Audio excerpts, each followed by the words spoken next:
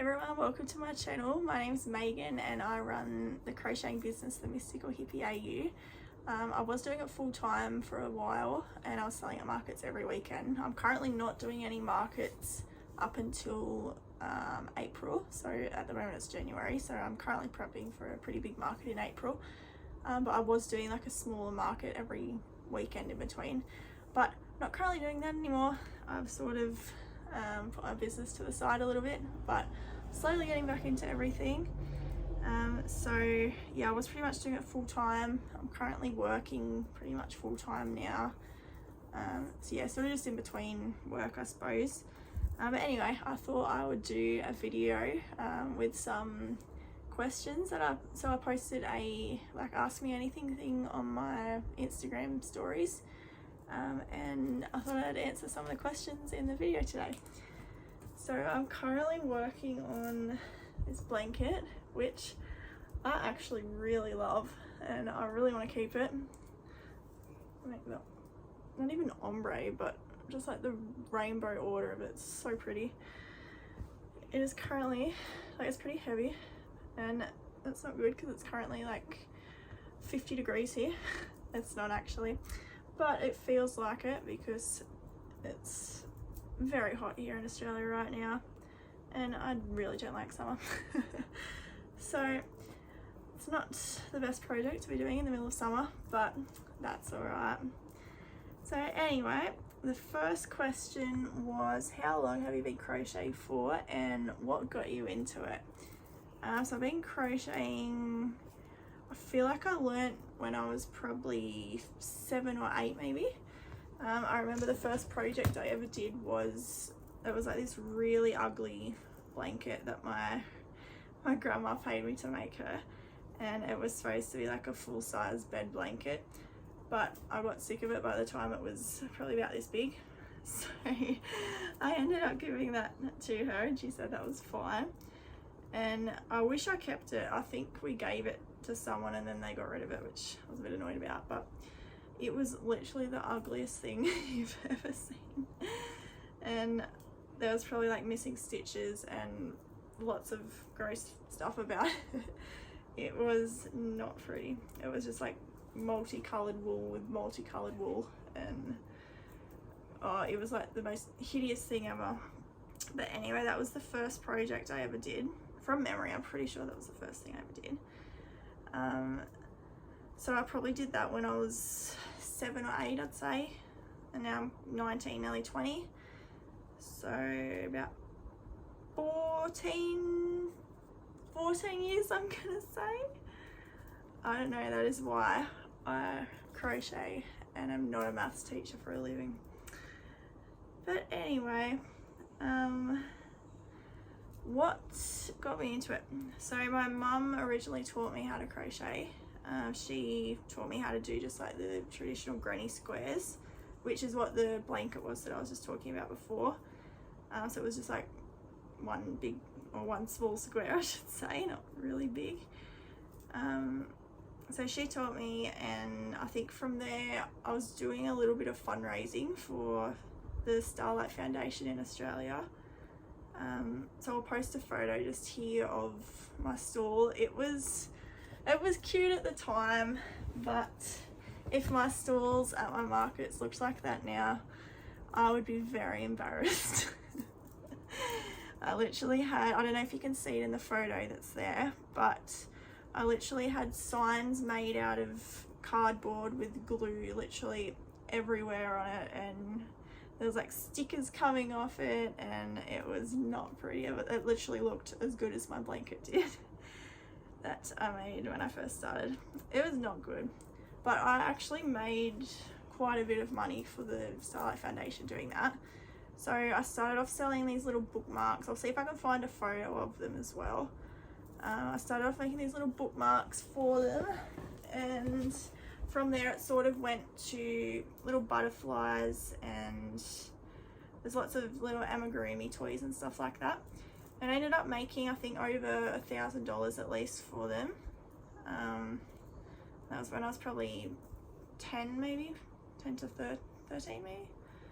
I think I did 2 lots. So the first time I donated it, it was about $1,000, and then the second time was about $350, but I think there was also some in between, so I'm not really sure on the exact amount, but I know it was definitely over $1,350. So that's sort of how I first got into crocheting and where my business and everything started. So the next question is, what are your top business goals for 2023? That is a great question. Well, firstly, my goal is to do a big Easter market. So that's the one in April that I was talking about. So that's actually a 2-day market, and it's at some wineries, which are about 20 minutes away from me, and there's lots and lots of tourists that go there. So I'm hoping that's going to be really busy. When I was doing the markets every week, I was actually doing them at that specific market. And they still run every week, but I just found that I couldn't really keep up with or not even that I couldn't keep up. I was like losing motivation when I was doing it. So I decided I needed a break, and I got a job which I originally agreed to do 2 to 3 days a week, and I'm currently doing 6. So not really what I signed up for, but that's alright. I'm slowly getting back into crocheting. I think I've been there for like 4 to 5 months now. So it was a good break, and yeah, now I'm looking forward to crocheting again. So, oh yeah, business goals. So the first goal was to do the market again, in April. My second goal is to post more on YouTube, because I don't think I've posted in a very long time. I don't know how long that is, probably about, I'm gonna say 5 months. Could be way off. I don't even know what my last video was about. A market vlog maybe? Something like that. But anyway, that's my second goal, to post a lot more on YouTube. My third goal, those are sort of like my 2 main goals that I want to do. I would like to design some more patterns, but I don't really mind if I don't do that. I just definitely want to do the other ones. I think that's pretty much just like the few main goals that I'm doing, or I'd like to do anyway. I do have like some other goals in like other areas that aren't business related, but yeah, those are like my 2 main business sort of ones. What's the next one? What's your favorite thing you've crocheted? Currently this that I'm working on, it is so pretty, but also I don't know if I'd say it's my favorite one, but I'll just grab something else that I'm currently working on, which I also love. So this is,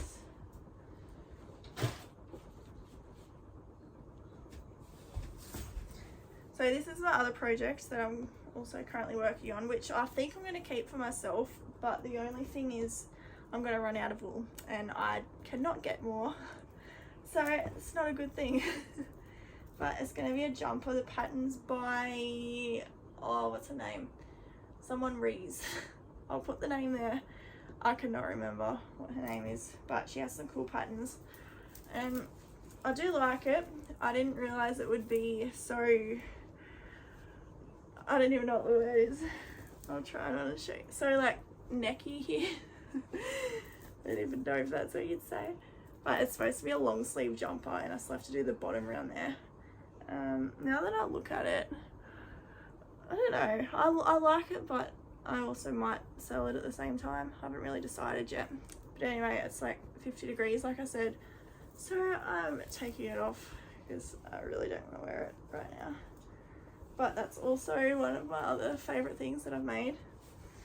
And then I think my all-time favorite thing would be my crochet bobble bear teddy bear.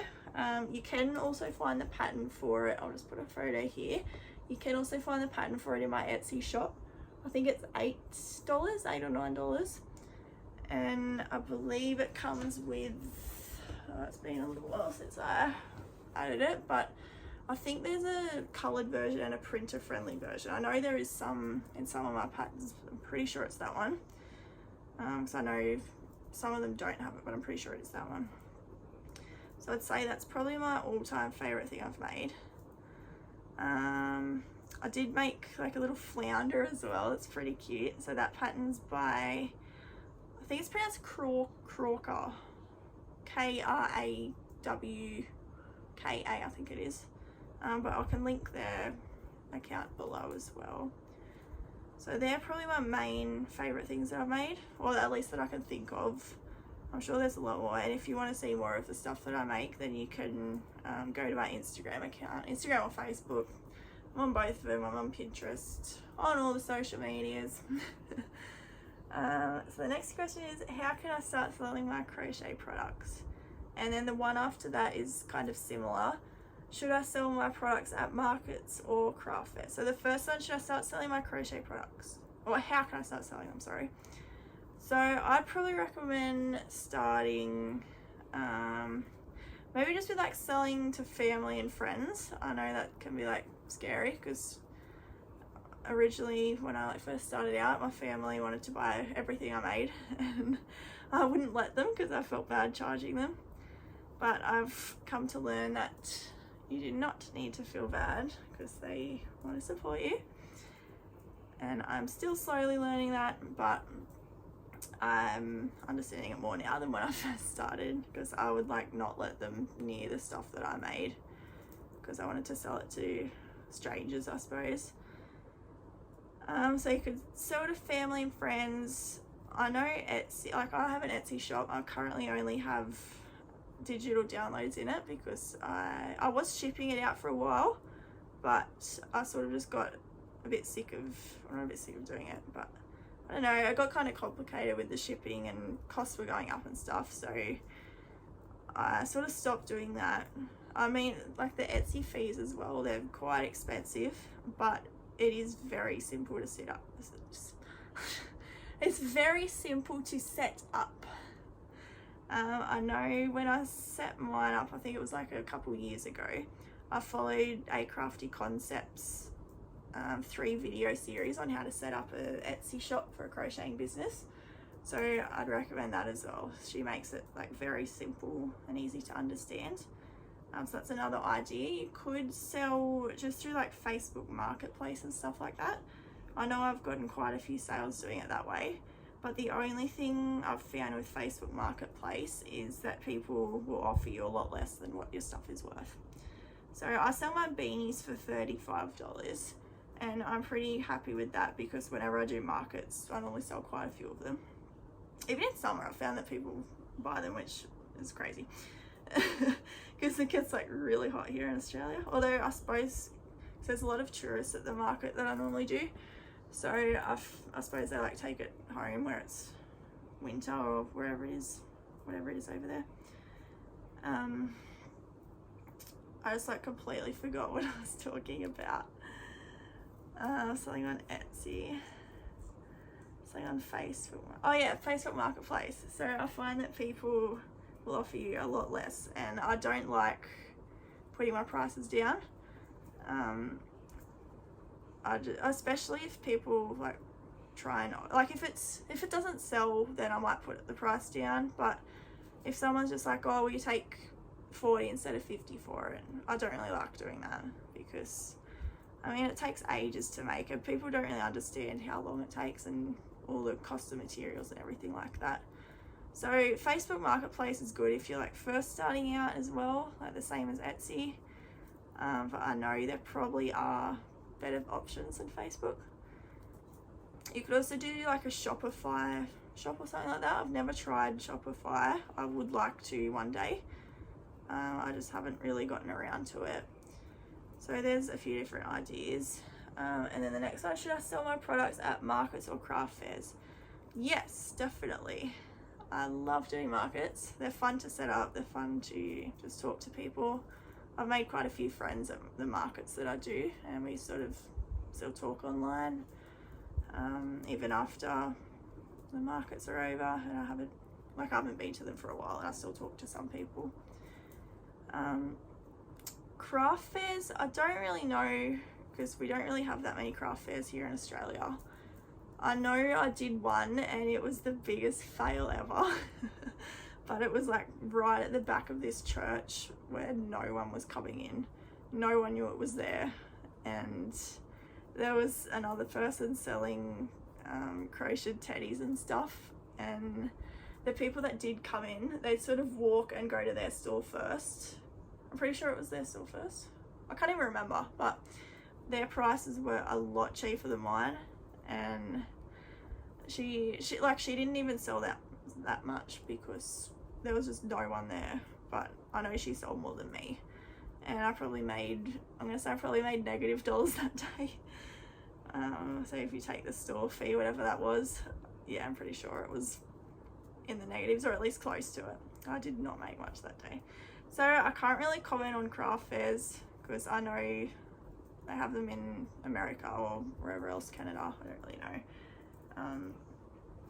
But I definitely recommend doing markets because I've had a lot of success with it.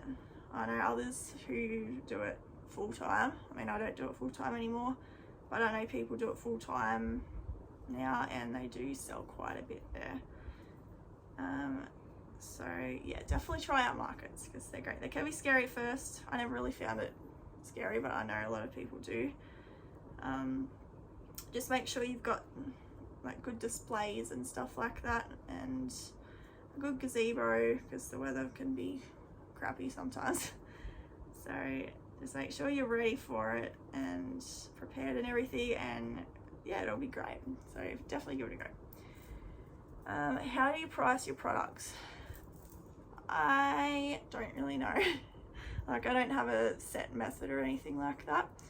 The one thing I do though is I sell my beanies for $35, and I'm pretty confident with that. So like, I'm pretty happy with that price, and I don't really change it at all.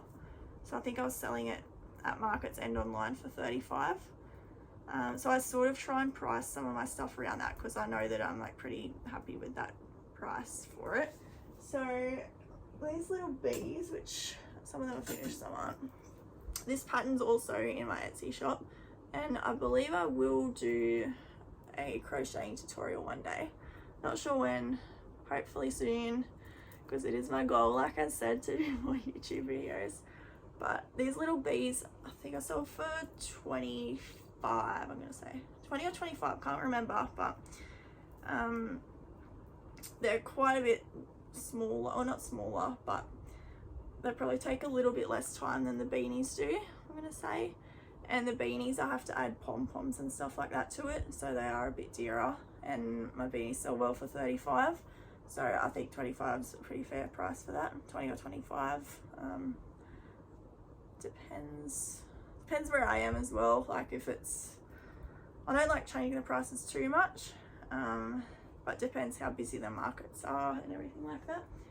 And then these little bees, these little ones here, I do want to add some key rings to them, and I still need to do the face and wings and everything, obviously. And I believe those ones are going to be $12, either 12 or 15. So I sort of like try and look at the beanies and price it around that. So this blanket, I think I'm going to keep this, but if I was to price it, it would be a lot more than 35 because there's, I don't even know, I think I'm up to probably the 5th or 6th ball of wool, and this wool is not cheap. I don't even know if you can get it anymore. Like, I just bought a heap of it in one go, and I haven't seen it in store for a long time. So I'm going to say you probably can't get it anymore, or at least not for the moment. But I think when I got it, it was like $8 or $9 full price. So there's like already $40 worth of wool in here. And I'm going to say it's probably going to be 5 times that amount.